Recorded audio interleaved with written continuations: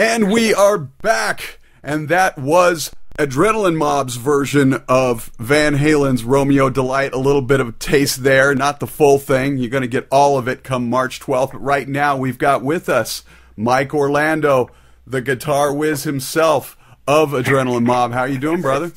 I'm doing good, brother. Thanks for having me. It's my pleasure, man.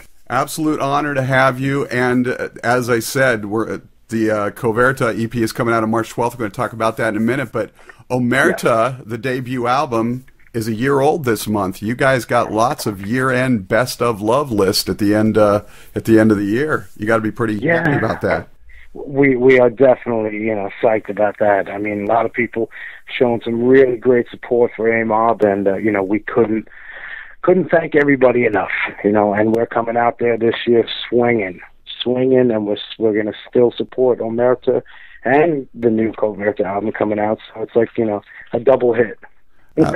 Absolutely, and it's funny because you guys just released the newest single from the album, a cover no less of Duran Duran's "Come Undone," and you guys worked with Lizzie Hale of Hailstorm. Of course, they sort of did the same sort of thing as you guys. They released an EP, then they did their debut album, then they released a covers EP. Go figure. That's great. Yeah, I mean, we've been, blessed to be working with, the amazing Lizzie Hale. I mean, she has pipes from hell. To me, it's like the female version of Russell Allen, the vocal wife, just both of them just blow me away, nothing they can't do. Absolutely. And have you guys gotten a chance to actually have her on stage to perform it live once or twice yet, or? We have not, and we're hoping that we, get to experience that treat sometime this year, and maybe if our paths cross or whatnot, and we're in the same city, hopefully, it would be phenomenal. Yeah, it'd be wonderful to get you guys out on the same tour. But as we said, Coverta coming out March 12th, and you guys are kicking off the new tour that day. And of course, once again, you're skipping over my city, but a great set of dates nonetheless. But what was the inspiration for doing Coverta? Coverta was really presented to us by our new team. We have a new team, new management, all surrounding us this year. Like I said, we're coming out swinging, and everything is new, in all aspects. So they presented it to us, our manager. It was a great idea. I mean, Mike has been known for doing tribute albums and cover albums and whatnot, so it's not out of the ordinary. We just put our minds together and picked, a slamming collection of, classic tunes, stuff that inspired us back when, but still does now, and it still kicks ass. And just hoping everybody digs it. I mean, a great selection of stuff. You got Badlands and Dio and The Doors, Van Halen, Heart, Rainbow, Zeppelin, Sabbath. And it's a really cool mix, I think. And, we gave it our flavor. Gave it a little adrenaline mob. Absolutely, and it is a great set of songs. 7 new ones. Obviously, the Mob Rules was on the EP, but we get it here on the set. And there's a lot of Dio love in there. You got Dio with Dio. You've got him in Rainbow, and of course Black Sabbath with Mob Rules. So it's great to see the homage to him.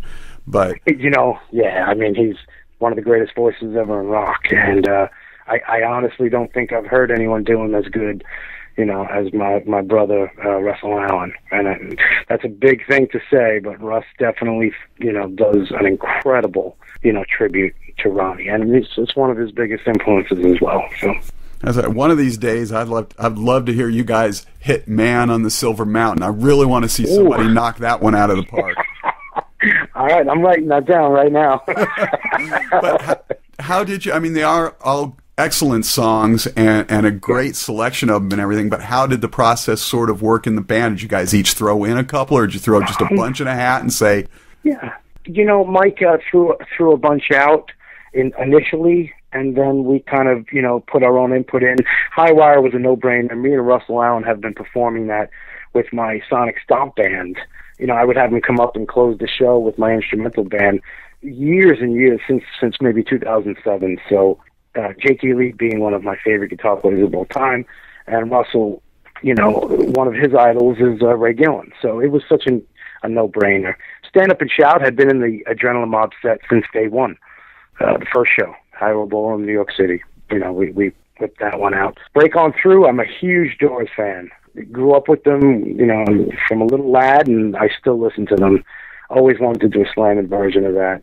And then, you know, Mike threw out Romeo's Delight, Barracuda, Kill the King, which, amazingly enough, me and Russell played in another lineup as well together. So it was just another, you know, it was another no-brainer. Mob Rules, obviously that's from, you know, way back when. Right. And the Lemon song was Russ. You know, Russ pulled out, you know, he has a really big Led Zeppelin influence, and my God, he does Page. I mean, he does Plant. I can't believe it. You know, it's great. That's one thing that's great about Coverta. We get to put on different hats. And, you know, I can kind of get into the Jake E. Lee, I can get into Blackmore, I can get into EVH, and all these cool things. And it's just cool to, you know, to take on a different persona and a different way of doing a song. And I think everyone on this album, you know, did a stellar job at it.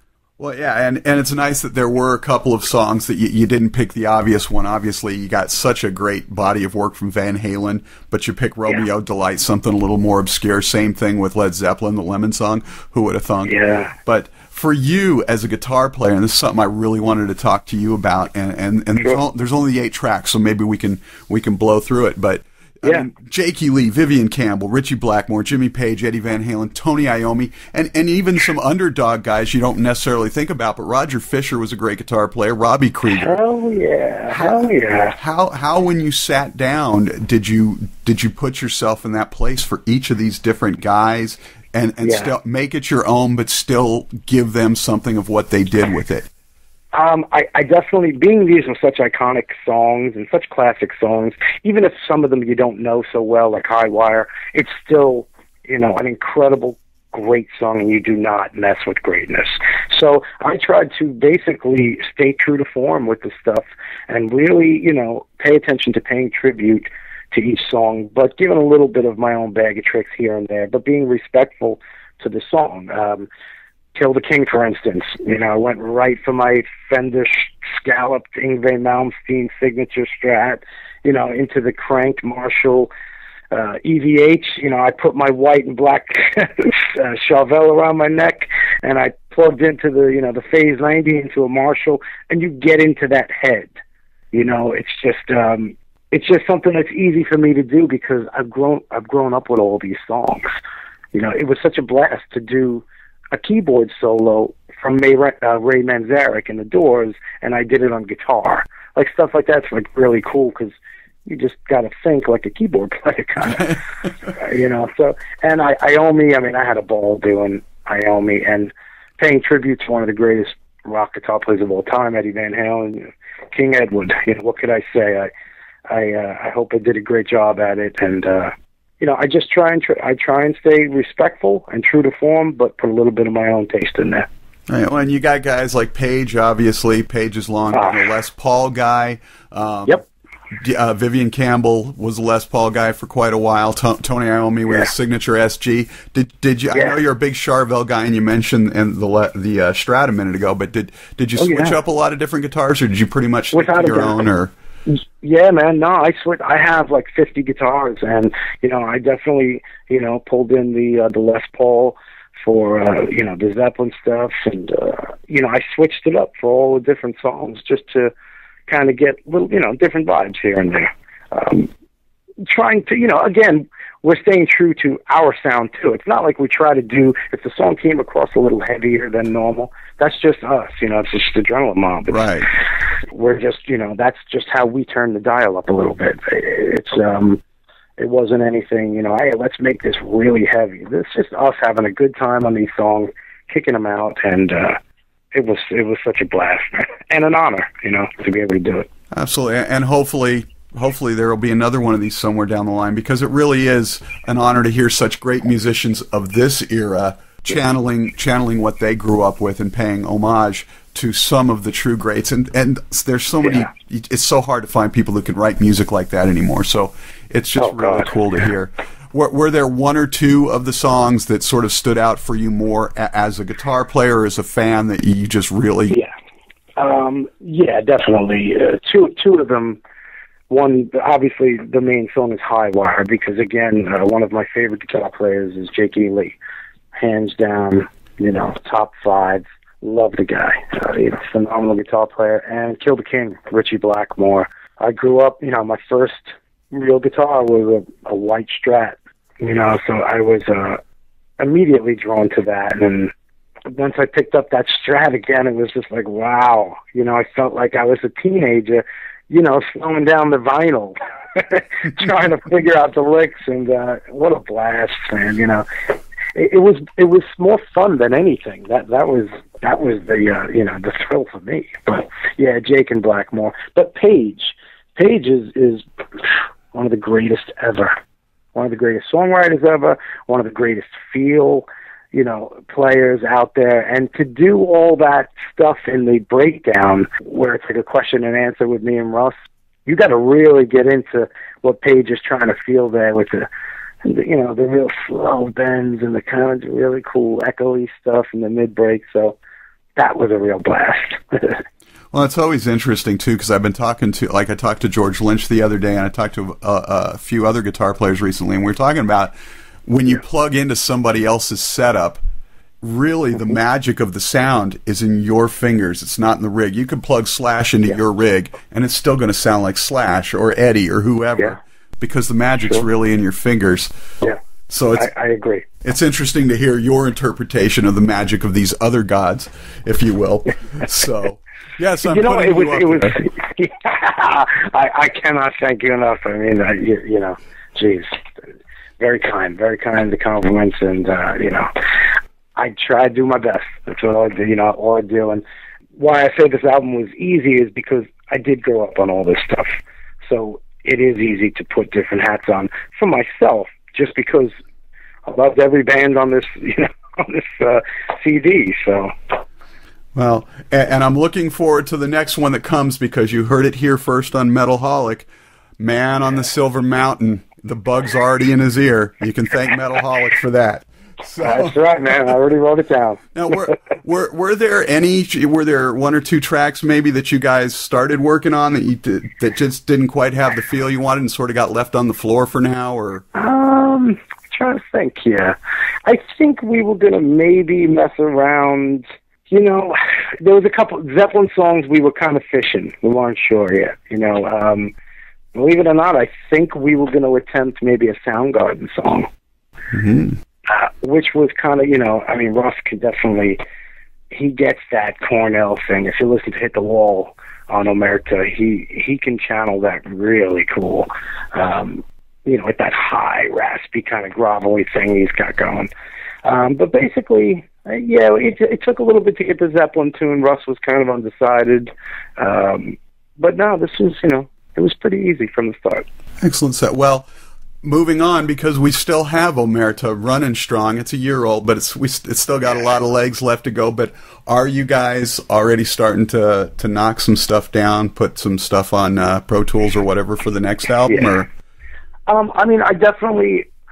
have a lot of songs. I have a catalog of material that I've never stopped writing. I just constantly, it's what I do. So yeah, there's a lot of stuff that me and Russ are going to have to continue, as we did even from the first sessions. But we plan on getting out here, even though it's a year old. Then we are not stopping supporting Omerta. We got a great team now behind the band, surrounding the band, management, PR, and all this stuff that wasn't right in the beginning. So now, even though it's a year old, like I say, they say that Guns N' Roses' Appetite for Destruction didn't start walking with the legs for quite a while when it was out. So I'm praying to the music gods that we have the same, the same. Well, and I think it will come. And Adrenaline Mob is just one example. Hailstorm, we already talked about him. Another example of really good songwriting that will stand the test of time is coming back around, and it was really missing for quite a while. And I think you guys have that there, and I thank you for that. No, dude, thank you for the compliment. That's the world I'm from. Even though I'm in a band with these two prog giants, Dream Theater and Symphony X, incredible bands. I'm not from that, and respectively, I'm a rock guy. I grew up on Rhodes and Van Halen, and all that stuff. So I'm all about the song, and the playing while still there it should be secondary. It should be the song first. Right. And Adrenaline Mob obviously going on tour, a lot of stuff happening there. But the other guys, especially Mike, I was teasing him about that when I talked to him last year. Obviously there's other stuff going on outside of the Mob. What else is on your plate these days? I do have a new band called Tread, and the members would be one of my dearest friends, AJ Piro from Twisted Sister on drums, who is an absolute monster, and I can't wait for people to hear him really tearing it up in a pretty damn heavy band. And the legendary Rudy Sarzo, one of my favorite musicians and people in general of all time. The guy's just the greatest. I swear to God, he's like the Michael Caine of music. He's in every goddamn... He just left Blue Oyster Cult, went on to do Anna, his whole Anna Metal thing, and then the next thing I know, he's working with Jeff and Queensryche, and now he's doing this. Yeah. I mean, and he goes, you talk about the elite. I mean, Quiet Riot, Ozzy, Whitesnake, Dio. Exactly. I mean, right there, really. And he's just he's an amazing player. And Tread is a little heavier. I'm going to say, I'll say a lot, in between a little and a lot, heavier than Adrenaline Mob. Definitely touching on the, kind of, there's some Slipknot aspects to it, but still song oriented, grooving, tribal, funky. Rudy's ripping is just ripping it, and AJ is on fire. We have a new singer that we're going to announce, soon. Whole album is recorded musically. 12, 13 tracks are already done, and we're trying to get there to finish all the vocals. And I'll also hopefully be working on a Sonic Stomp 3 album as soon as I can get the time to, sneak myself into the studio again. I want to do that. Finish the writing, record it, and then maybe mix and master all three of them again, and just put out a whole trilogy. Well, that would be phenomenal. So a lot of great music coming, not just from Adrenaline Mob, but from Mike Orlando as well. So we'll look forward to that. Will we see the new band Tread? Will we see that sometime this year, do you think? Yeah, we definitely. It's all about timing. I'm not a project guy. I never was into doing projects, so it's like I don't like to put something out and then just not do anything with it. That is my other band, and I want to be able to release it and us go on the road and tour and support it. So I got to be respectful also to the Adrenaline Mob machine is in full steam ahead. The wheels are burning. Right. So just being respectful, and it'll work out, and hopefully believe that everything will be okay. We can come out soon. I'd love to have it out this year, without a doubt. Maybe fall sometime, something like that. Well, we'll look forward to that, and who knows, maybe we'll get on the phone and chat again, or maybe you'll be here in person or something. I'll get a chance to see you if the tour ever winds around to my neck of the woods. But speaking of the tour, I have a fan question here, and I already know the answer to it, but I have to ask. Okay. This is for Nick G in Pennsylvania. Going to be seeing you guys when you guys roll through town. Wants to know if there's any chance you guys will be playing any Dream Theater or Symphony X. Definitely not. It's respectfully, incredible bands. It's just not the genre. We're just hard rock. Slamming hard rock band. Symphony X, and Dream Theater, prog giants, heavy prog, however you label it. It just doesn't kind of go, it just doesn't, it wouldn't seem to fit to me, and I'm a huge fan now, of Symphony X, and Michael Romeo's, one of my dear friends, and, it's slamming stuff, but I don't think it mixes. Right, right. And I sort of figured that was the answer, but when a reader asks, I have to ask you. I have to bring it on. Oh, yeah. Before we get out of here, got a couple more quick questions for you, just for fun. Number one, I know growing up I had that sort of go-to motivator album. No matter what was going on, I could always go to turn that one album on, and it would change my day and everything. What was that album for you? Diary of a Madman, Wizard of Oz. There's a few of them. Number of the Beast. Nice. I mean, geez, and sometimes I'd get even, heavier and throw on a little, Slayer, Evil Has No Boundaries, and, Show No Mercy. Right there. There you go. Were you fortunate enough at all to get a chance to see Randy play with Ozzy? I was not. And, it kills me when I sit and talk to Rudy in the studios and we're just hanging out and he's telling me all the stories. You just like melting. It's like, oh my God, to hear him from Rudy, being there and I was not that fortunate enough. I wish I was. And I am such a huge Randy Rhoads fan. It killed me not to see him. Yeah, and you could just imagine what he might have gone on to do had we not lost him so young. That was the one time I actually cried when somebody not directly related passed away. But all right, yeah, man. Jeez, I mean, I was too young. I wasn't going to concerts yet, even. All right, so just for fun, before we get out of here, totally random and pointless question. If you could play any professional sport, what sport and what position? I love basketball. Believe it or not, I played baseball for 8 years when I was a kid, and football's great and everything.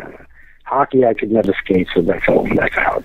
Basketball's so, exciting. It's just all the time, and I've always loved, from a kid watching the Harlem Globetrotters when I was a kid. So I'm baffled how they get that damn ball, from the 3-point line. So yeah, I'd say basketball. Nice. So, do you have a team that you follow? I used to.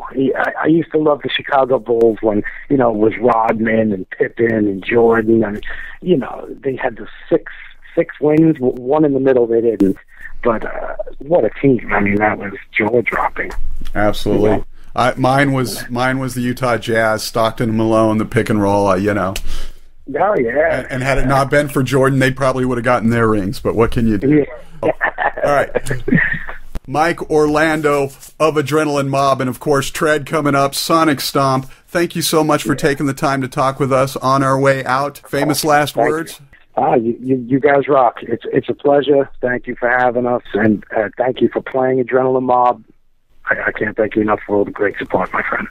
Well, thank you so much. Everybody get out there, get the album Omerta Coverta coming out on the 12th. See them on the road. Yes, March 12th.